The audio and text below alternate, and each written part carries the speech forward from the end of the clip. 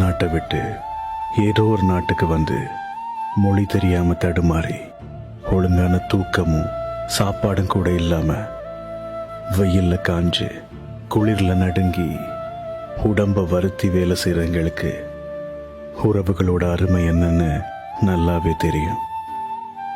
எங்க தலைக்கு மேல சுமத்தப்பட்ட கடமைகளை முடிக்கிறதுக்காக எங்களோட ஆசைகளை எத்தனையோ இடங்கள்ல விட்டு கொடுத்துருக்கோம்.